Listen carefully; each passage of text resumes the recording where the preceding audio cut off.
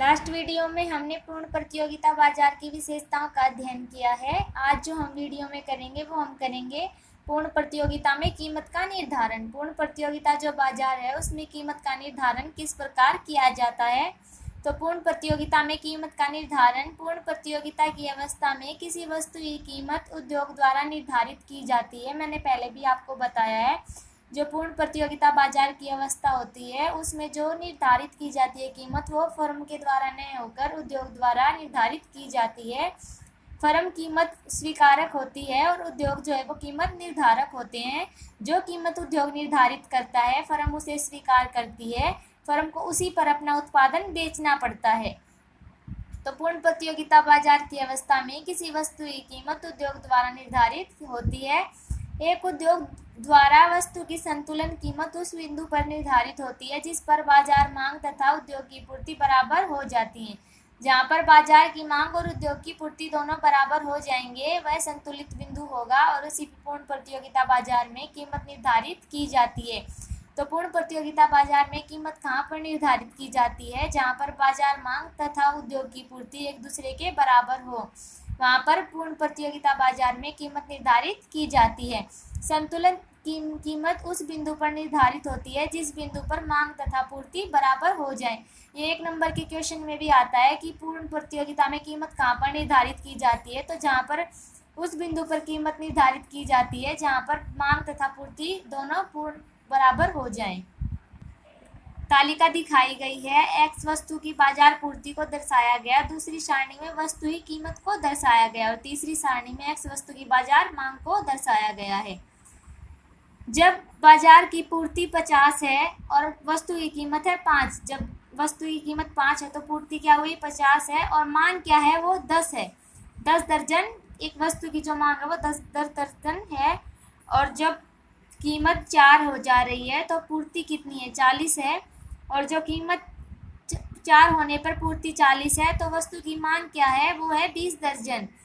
जब पूर्ति 30 है और कीमत वस्तु की एक्स वस्तु है जो हमारी उसकी कीमत है 3, तो वस्तु की मांग कितनी है 30। अब हम ये देखेंगे कि जो कीमत है वो 3 हो जाती है जब, तो पूर्ति कितनी है 30 और मांग कितनी वो भी है 30, यानी जो संतुलित कीमत क्या होगी हमारी 3, क्योंकि इस पर पूर्ति बाजार उद्योग की पूर्ति और बाजार मांग ये दोनों एक दूसरे के बराबर हैं। तो हमारी संतुलित कीमत क्या निर्धारित होगी वो होगी 3, क्योंकि यहाँ पर संतुलित कीमत जो 3 है उस पर पूर्ति और मांग एक दूसरे के बराबर है। तो पूर्ण प्रतियोगिता की अवस्था में संतुलित कीमत 3 निर्धारित होगी। तालिका में जब वस्तु की कीमत ₹5 है तो पूर्ति 50 दर्जन है तथा मांग 10 दर्जन है। जब कीमत कम होकर ₹3 प्रति दर्जन हो जाती है, जब कीमत 5 से कम होकर ₹3 प्रति दर्जन हो जाती है तो मांग बढ़कर पूर्ति के बराबर हो जाती है। अतः ₹3 प्रति दर्जन वस्तु की जो है वस्तु एक्स, उसकी जब कीमत ₹3 प्रति दर्जन है तो वस्तु एक्स की संतुलित कीमत वो होगी। क्यों वो संतुलित कीमत होगी? क्योंकि यहाँ पर पूर्ति और जो मांग है एक दूसरे के बराबर हो जाते हैं। यदि कुछ कारणों से कीमत कम होकर ₹2 दर्जन हो जाती है तो मांग जो है वो पूर्ति से अधिक हो जाएगी। अतः क्रेताओं में प्रतियोगिता होगी तथा कीमत बढ़कर जब 3 वापस हो जाएगी, जबकि क्रेताओं में जो है प्रतियोगिता होगी, इसी वजह से जो कीमत है वो वापस बढ़कर 3 हो जाएगी और इस प्रकार जो इस कीमत पर मांग तथा पूर्ति में दोबारा संतुलन स्थापित हो जाएगा। तो हमारी संतुलन कीमत क्या होगी? संतुलित कीमत वो होगी हमारी ₹3 प्रति दर्जन, क्योंकि जो ₹3 हमारी प्रति दर्जन है उस पर पूर्ति भी 30 है और जो हमारी मांग है वो भी 30 है। तो जो यहाँ पर है मांग और पूर्ति एक दूसरे के बराबर हैं, एक दूसरे के इक्वल हैं। डायग्राम में दिखाया गया हमारी जो कीमत का निर्धारण हम करेंगे जब पूर्ण प्रतियोगिता अवस्था में, तो ये डायग्राम हम वहाँ पर बनाएंगे। प्राइस अंडर परफेक्ट कंपटीशन, यानी जो है हमारी कीमत निर्धारण है पूर्ण प्रतियोगिता अवस्था के अंतर्गत। OY अक्ष पर प्राइस को लिया गया है और OX अक्ष पर क्वांटिटी को यानी वस्तु की मात्रा को दर्शाया गया है। जब कीमत ₹3 है प्रति इकाई तो हमारी जो है क्वांटिटी वो है 30, हमारी मांग भी 30 इकाइयाँ हैं और हमारी पूर्ति भी 30 है। DD हमारा मांग वक्र है और SS हमारा सप्लाई वक्र है। ये पॉइंट है, यहाँ पर उपभोक्ता संतुलन में है। यहाँ पर संतुलन में उपभोक्ता क्यों है? क्योंकि यहाँ पर कीमत 3 है संतुलित, और यहाँ पर 3 जो कीमत संतुलित बिंदु है हमारा कीमत का, उस पर पूर्ति और मांग एक दूसरे के बराबर हैं, यानी 30 है। तो इस जो ई पॉइंट है हमारा, यहाँ पर उपभोक्ता कीमत निर्धारित की जाएगी एक वस्तु की पूर्ण प्रतियोगिता बाजार के अंतर्गत। दोबारा से मैं बता देती हूँ, उस पॉइंट पर, उस बिंदु पर कीमत निर्धारित होती है जहाँ पर मांग और पूर्ति एक दूसरे के बराबर होते हैं।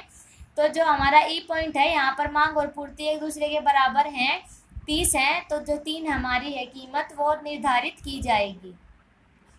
ओ एक्स अक्ष पर वस्तु की मात्रा को तथा ओ वाई अक्ष पर वस्तु की कीमत को दिखाया गया है।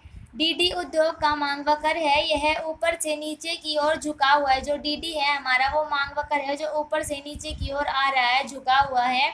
एस एस उद्योग का पूर्ति वक्र है, यह नीचे से ऊपर की ओर उठ रहा है। जो एस एस है हमारा, वो पूर्ति वक्र सप्लाई वक्र है, जो ऊपर से जो नीचे से ऊपर की तरफ उठता जा रहा है। मांग वक्र ऊपर से नीचे आ रहा है और सप्लाई वक्र नीचे से ऊपर की ओर उठ रहा है। वस्तु की पूर्ति वक्र एस एस मांग वक्र डी डी को ई बिंदु पर काट रहे हैं। जो हमारा एस एस है और वो डी डी आपस में जो ई बिंदु पर एक दूसरे को काट रहे हैं, इसका अर्थ है कि ई बिंदु पर पूर्ति तथा मांग बराबर हैं। अतः संतुलन कीमत ₹3 तय होगी। बिंदु ई संतुलित बिंदु कहलाएगा। जो बिंदु ई है वो संतुलित बिंदु कहलाएगा। अतः जो हमारी कीमत निर्धारित होगी वो ₹3 होगी। उद्योग द्वारा वस्तु की कीमत उस बिंदु पर निर्धारित की जाती है जहां पर मांग तथा पूर्ति बराबर हो जाते हैं। जिस बिंदु पर मांग तथा पूर्ति बराबर हो जाते हैं, उद्योग द्वारा उस बिंदु पर कीमत निर्धारित की जाती है। अतः पूर्ण प्रतियोगिता की स्थिति में कीमत उद्योग द्वारा निर्धारित की जाती है। जो पूर्ण प्रतियोगिता की अवस्था है, उसमें जो कीमत निर्धारित होगी वो उद्योग द्वारा की जाएगी और फर्म उसी कीमत पर अपने उत्पादन को बेचती है। फर्म जो है कीमत स्वीकारक होती है। जो कीमत उद्योग द्वारा निर्धारित होगी उसी पर फर्म अपने उत्पादन को बेचेगी। चित्र ए में उद्योग का मांग वक्र डी डी तथा पूर्ति वक्र एस एस ई पर एक दूसरे को काट रहे हैं। अतः बिंदु ई संतुलन बिंदु होगा। संतुलन बिंदु से ज्ञात होता है कि कीमत ओपी निर्धारित होगी। चित्र दिखाया गया है, जो चित्र ए है, उसमें हमारा एस एस वक्र और डी डी वक्र यानी मांग वक्र और ये हमारा सप्लाई वक्र, ये ई पॉइंट पर एक दूसरे को काट रहे हैं। तो ई पॉइंट जो होगा हमारा संतुलन बिंदु होगा। और जो ई पॉइंट है वो क्या शो कर रहा है कि कीमत कितनी निर्धारित हो रही है, ओपी कीमत निर्धारित हो रही है। और क्योंकि ओपी कीमत निर्धारित इसलिए हो रही है क्योंकि इस पॉइंट पर यानी ई बिंदु पर हमारे जो डीडी मांग वक्र और सप्लाई कर एक दूसरे को काट रहे हैं। इसका अर्थ है कि ये इस पॉइंट पर बराबर हैं। और जिस पॉइंट पर सप्लाई और डिमांड दोनों एक दूसरे के बराबर होते हैं, उस पॉइंट पर संतुलित कीमत निर्धारित की जाती है। चित्र बी में फर्म को ओपी कीमत पर ही अपना उत्पादन बेचना पड़ेगा।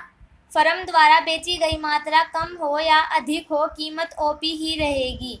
जो चित्र बी दर्शाया गया है उसमें दिखाया गया है कि फर्म को अपनी कीमत है जो उद्योग द्वारा निर्धारित की गई है, ओपी कीमत, फर्म को ओपी कीमत पर ही अपना उत्पादन बेचना होगा। अब फर्म कम उत्पादन करेगी या अधिक करेगी, वो उस कितना भी उत्पादन करे, फर्म कम करे या अधिक करे, कीमत पर उसका कोई प्रभाव नहीं पड़ेगा क्योंकि कीमत उद्योग द्वारा निर्धारित की जा चुकी है। अतः फर्म को उद्योग द्वारा निर्धारित कीमत ओपी पर ही अपना उत्पादन बेचना पड़ेगा। फर्म वस्तु की प्रचलित कीमत ओपी में न तो वृद्धि कर सकती है और न ही कमी, क्योंकि कीमत का निर्धारण उद्योग द्वारा किया जाता है। फर्म तो कीमत स्वीकारक होती है। इससे सिद्ध होता है कि फर्म ओपी कीमत पर वस्तु की भी मात्रा बेच सकती है। वस्तु की कितनी भी मात्रा बेच सकती है फर्म ओपी कीमत पर, क्योंकि कीमत स्वीकारक है, फर्म कीमत निर्धारक नहीं है। फर्म की मांग वीपी ही आपकी जो है उसकी औसत आगम वक्र तथा सीमांत आगम वक्र है।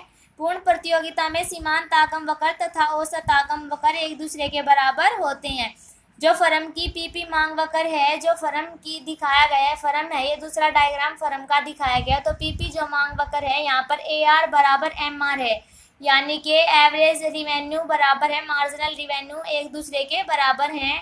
पूर्ण प्रतियोगिता बाजार की स्थिति में औसत आगम वक्र और सीमांत आगम वक्र एक दूसरे के बराबर होते हैं। जैसा डायग्राम में दिखाया गया है, पीपी जो डिमांड कर्व दिखाया गया है उस पर AR बराबर MR, एवरेज रिवेन्यू बराबर है मार्जिनल रिवेन्यू यानी कि सीमांत आगम वक्र और औसत आगम वक्र एक दूसरे के बराबर हैं, एक दूसरे में विलीन होकर यह ओ एक्स अक्ष के समांतर एक सीधी रेखा बन जाती है, जिससे चित्र के पीपी रेखा से स्पष्ट होता है।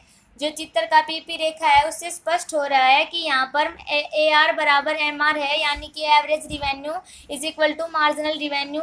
औसत आगम वक्र तथा सीमांत आगम वक्र एक दूसरे के बराबर हैं। जैसे चित्र की पीपी रेखा से स्पष्ट होता है, पूर्ण प्रतियोगिता में मांग वक्र ए आर बराबर है एम आर दोनों को प्रकट करती है। जो चित्र में दिखाया गया है, चित्र में मांग वक्र है जो वो ए आर तथा एम आर दोनों को बराबर दिखा रही है, जो कि शो कर रही है, हमारी पीपी मांग वक्र शो करती है कि average revenue is equal to marginal revenue, यानी कि यहाँ पर सीमांत आगम और औसत आगम एक दूसरे के बराबर हैं। तो पूर्ण प्रतियोगिता बाजार में कीमत निर्धारण उस पॉइंट पर होता है जहाँ पर उद्योग पूर्ति तथा बाजार मांग एक दूसरे के बराबर होती हैं, और पूर्ण प्रतियोगिता बाजार की अवस्था में औसत आगम वक्र तथा सीमांत आगम वक्र एक दूसरे के बराबर होते हैं। Thank you.